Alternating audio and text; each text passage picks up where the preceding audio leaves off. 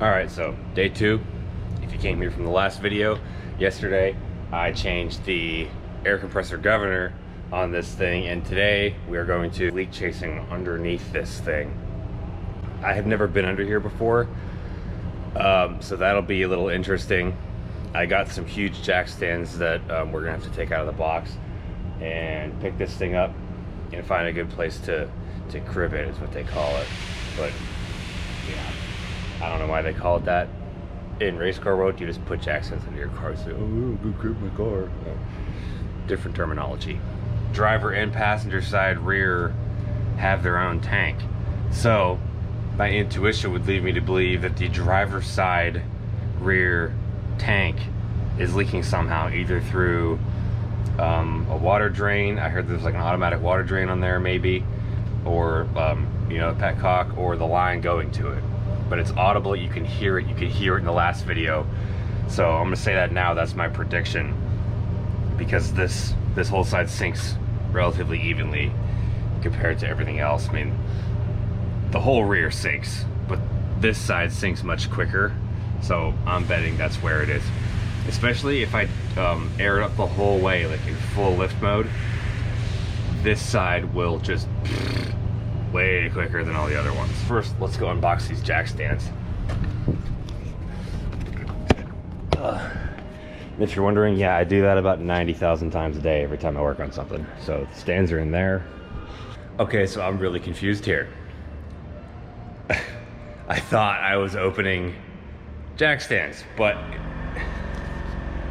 it's a wheel.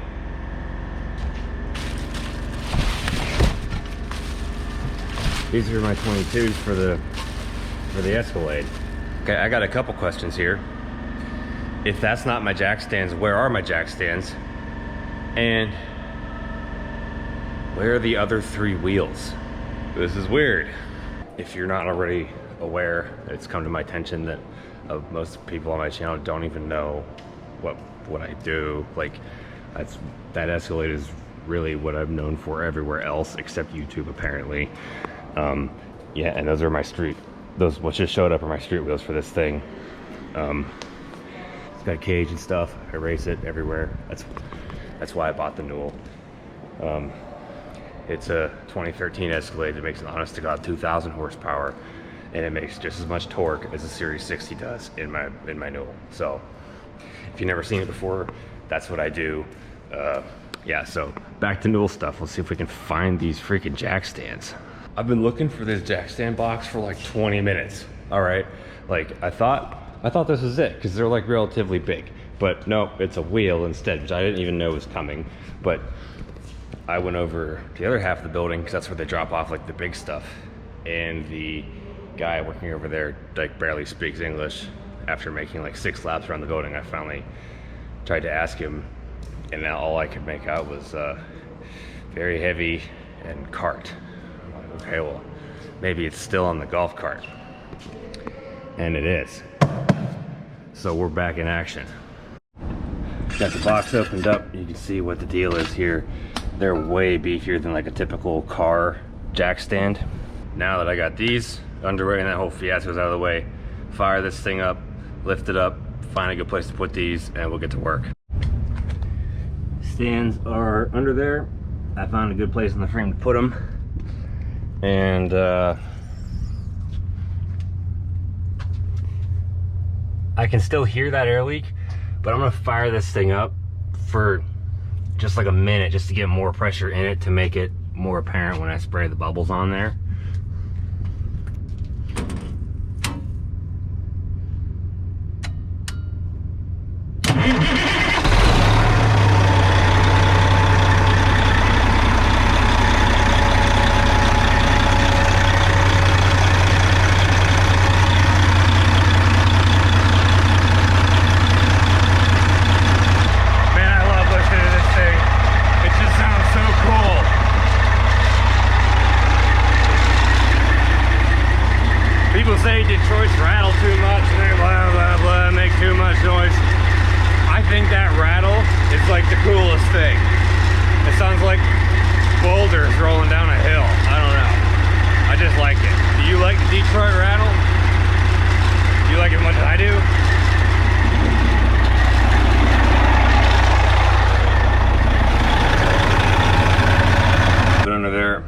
around a little bit, trying to anyway. It's really hard for me to fit. I don't fit very well with the creeper. I'm not willing to wedge myself under the transmission slash oil pan. And without the creeper, I can't move very quickly, which also concerns me because I don't like being under this thing anyway. So I'm going to pull this rear mud flap off so I can slide in that way without dragging across this all the time.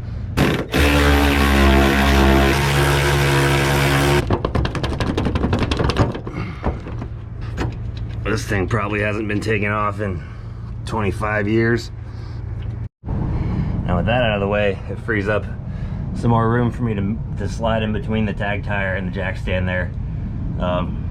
Actually kind of beneficial that my exhaust is not in the way right now, because it gives me some more room to move around under there too. So I was under there for about 25 minutes and I found it. I freaking found it, and it all makes sense. I know you're wondering, why didn't we see you find it? Well, I forgot the GoPro out here, and it was so contorted, wrapped up under there, that it was like, I was like on the trail, and I didn't shimmy out to go get the camera, because I was literally like holding myself up with my my one arm over the drive shaft, like twisted between this thing and the other thing with this light, and it ended up being, right on the back side of here, there's a tank that's like built into the frame, and it has a fitting in it, and it's a push lock fitting that's leaking. So everything I've read on the forums about guys saying freaking screw push lock fittings, manufacturers use them because they're cheaper. Every time I get one of those, it's always that thing that leaks, and I replace it with a compression fitting. So that's what I'm going to do. I probably have dirt all over my face. I'm not even totally aware of how dirty I might be, but I'm trying not to touch my face. But I'm pumped. That's huge. Like, huge victory, huge. That's the hardest part with these things, and you know, my Escalade, any like highly technical kind of race car or something like this, anything with lots of systems, you get a problem that's just plaguing you and you don't know what it is. That's the worst part. The worst part is just trying to figure out what the heck the problem is. Because once you know what it is, you can fix it, because there's so much information out there on basically anything that there's a path to resolution once you know what you're dealing with. That right there was the hardest part. I'll show you guys what I'm talking about now.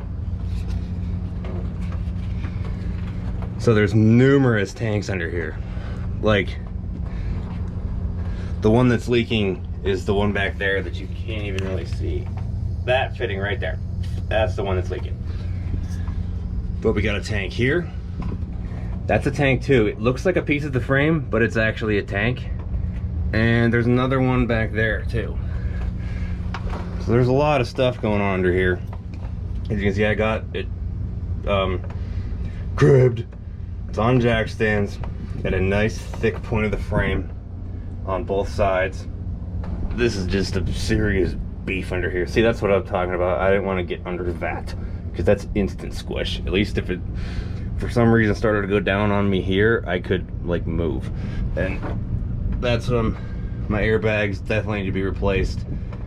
They look honestly horrible, and that's not even a bad one. The front one's scary. Like, I don't even want to go anywhere until I fix that. And honestly, I probably won't. I might drive over to someone's pit if they have a pit that I could use, but like locally, but I'm not going on any long trips with those. Hell no. There's not a lot of room for a large guy like me under here right now. What I need to do is get some like big pieces of wood, like big, like flat, not tall, just a couple more inches for those, so that when I air this up, I can get the jack stands up a second peg. I still hear air pressure coming out of that fitting, even though I dumped the supply on the inside, because my air seat is like disconnected for some reason. When I was looking at it, I found the line coming out of the floor just has like a T-valve on it. So there must be something wrong with the air seat, or whoever had this before wouldn't have disconnected it. So I just used that T-valve to dump the supply, but there's still pressure back there, so I'm going to go inside and manually dump as if I were going to lower the rear. Maybe I'll do the front too.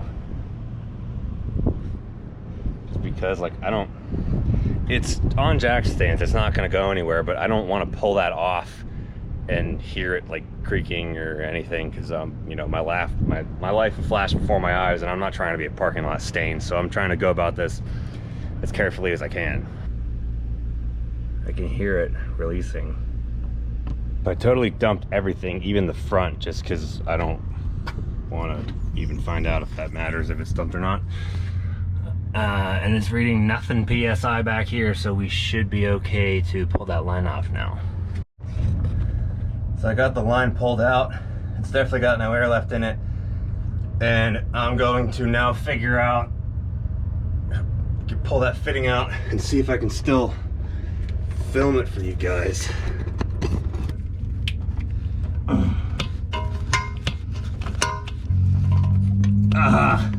I got it. Source of our problems right here. This stupid mofo. Now you can watch me squirm on out of here again. Oh my god. Do I have any boogers in my nose? This is where it gets tricky. Because hand goes first. When I lowered the front, it lowered all this too, which puts the nasty diesel tank closer to my face. No. No, don't touch me. So close. Suck it in. I'm shimmying out with my heels. Okay. We did it. So I'm gonna get myself mildly cleaned up, fire up old Elvis, get one of them fittings, come back, throw it in, and we will see if we fixed it. I just went to get the fitting, and they didn't have the true compression style fitting there. I don't know where else I can get them for sure yet, but they did have the brass style push lock fitting, which I think is better than the nylon one. So that's what I got.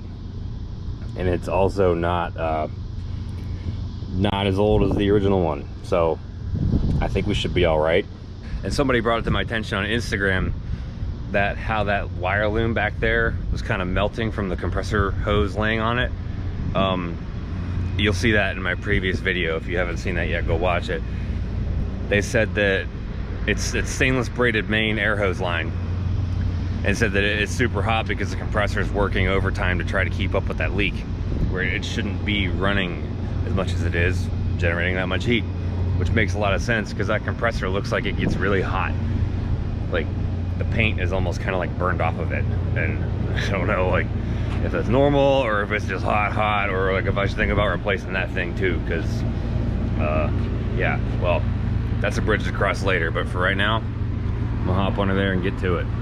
All right, boys, we're going in. Oh. I can't remember how I did this. I think I went in head first. That's what she said. Okay, we made it. We're back. My butt is incredibly itchy right now and I can't reach it. Oh man, this is the worst thing ever. Okay, we got that under control now.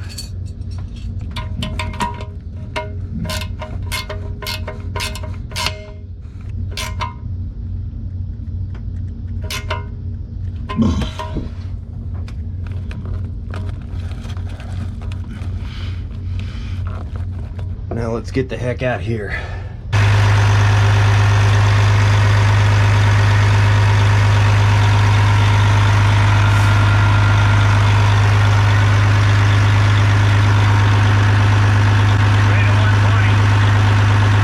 So now that it's built pressure, I'm gonna go in there, lift the front all the way back up, like full out lift mode, and then kill it, and we'll see if that fitting is still making noise.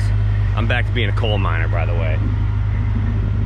I look like a coal miner after freaking sticking my arm all up in there. I had grease in my armpit. I've never had grease in my armpit before. My hair probably looks stupid because I just took the coal miner light off, but it is off. And I